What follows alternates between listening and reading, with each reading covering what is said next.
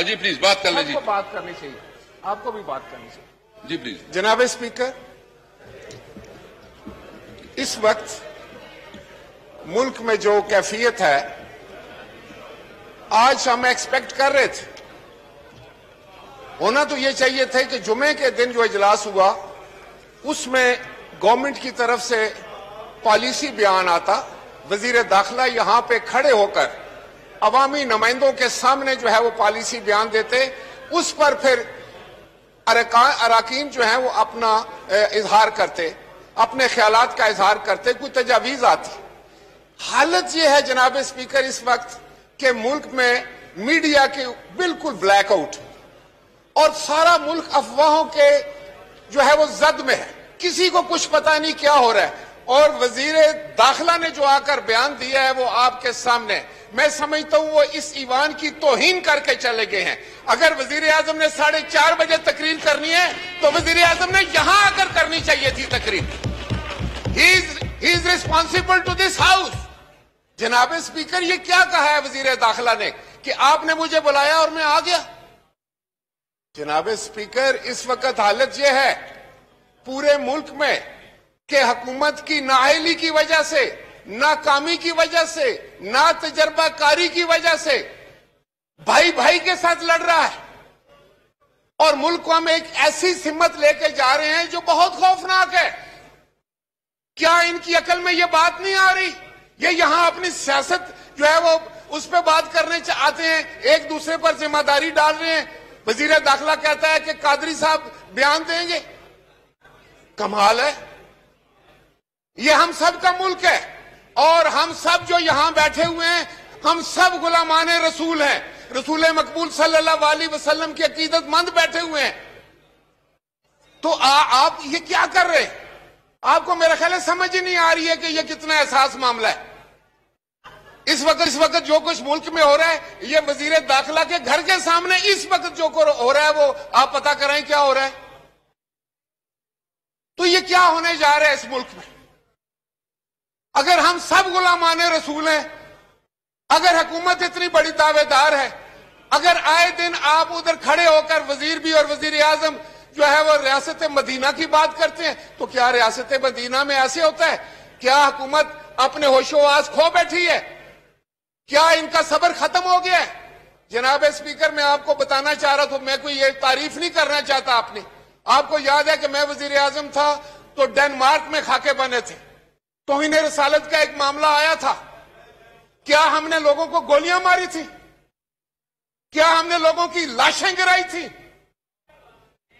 ہم نے اس وقت یوم عشق رسول منایا تھا اور پوری دنیا پر واضح کر دیا تھا کہ رسول مقبول صلی اللہ علیہ وسلم کی عظمت سے بڑھ کر, عزت سے بڑھ کر ہمارے نزدیک کوئی بڑی بات, کوئی اور چیز نہیں ہو سکتی. لیکن آپ لوگ جس سمت جا رہے ہیں وہ خطرناک سمت ہے, وہ میرے ملک کے لیے اور آپ کے ملک کے لیے خطرناک ہے. آپ جو بو رہے ہیں آپ کو بھی کاٹنا پڑے گا اور اس ملک کو بھی کاٹنا پڑے گا. حکومت وقت کا تو یہ فریضہ ہوتا ہے کہ وہ دلوں کو جوڑے, اور وہ تو ایسے حالات پیدا ہی نہ ہونے دے. آپ نے کیا ایگریمنٹ کیا ہے کہ آپ ایوان میں لے کر آئے تھے؟ کس نے آپ کو اختیار دیا ہے کہ آپ ایگریمنٹ کریں جا کر؟ اگر آپ نے کوئی ایگریمنٹ کیا جس کا مجھے نہیں پتا, میڈیا پر وہ نہیں آ رہا کہ کیا ایگریمنٹ, ہاؤس کے اندر وہ نہیں آ رہا کیا ایگریمنٹ, اور آپ ایک ریزولوشن لے کر آ جاتے ہیں کہ ہم سارے جو ہیں وہ غلامان رسول ہیں. بالکل اس میں کوئی شک نہیں. اس عظیم ہستی کے تقدس پہ ہم سب قربان ہیں, آپ بھی, ہم بھی سب. لیکن بطور حکومت آپ اپنی ذمہ داری میں مکمل فیل ہو چکے. آپ کو پتہ ہی نہیں کہ آپ کیا کر رہے ہیں. آپ قادری صاحب شریف آدمی ہیں, ان کے ذمہ کوئی چیز لگانا چاہ رہے ہیں. میرے بھی وہ وزیر رہے ہیں مذہبی امور کے, میں جانتا ہوں ان کو بہت اچھے سے. آپ اپنی ذمہ داریوں سے مت بھاگے. آج وزیر اعظم کو یہاں ہونا چاہیے تھا. آپ ویسے تو ٹیلی ویژن پہ بیٹھ کے بڑے لمبے لمبے باتیں کرتے ہیں. آپ کے جو آپ نے آگے ترجمان رکھے ہوئے ہیں, گز گز ان کی زبانیں. याद रखें, आप इस मुल्क के साथ दुश्मनी कर रहे हैं, नफरतें फैला रहे हैं आप इस मुल्क में, आप इस मुल्क को तकसीम कर रहे हैं। आपने हमारा ये माशरा खत्म कर दिया, इसकी इक़्तिदार को खत्म कर दिया। आपने हर वो काम किया है जिसमें नफरत का इजहार हो, आपने हर काम वो किया है जिससे तज़ीक का इजहार हो। कोई एक दूसरे की इज्जत नहीं करते। आप रसूल मकबूल सल्लल्लाहु अलैहि वसल्लम के मामलात को आप इस तरह टैकल करेंगे? इस्लामी मुल्क में आप इस तरह बात करेंगे? कभी आप कहते हैं हम ये कर देंगे, कभी आप कहते हैं वो कर देंगे। लेकिन मैं आपको ये बताने जा रहा हूं जनाब स्पीकर, आपकी वसातत से, हुकूमत मुकम्मल तौर पर इसकी जिम्मेदार है। ये जितनी भी जो कुछ भी हो रहा है इस वक्त मुल्क में, क्या आपको पता है क्या हो रहा है? क्या मुझे पता है? क्या किसी और ऑनरेबल मेंबर को पता है? टेलीविजन पर हम कुछ चीज देख रहे हैं, अखबारात पर देख रहे हैं। कहां है आपके बड़े बड़े दावे कि आप मीडिया की आजादी पर यकीन रखने वाले लोग? आपसे ज्यादा फाशिस्ट हुकूमत तो आई नहीं है। Thank you. मैंने तो नहीं सुनी।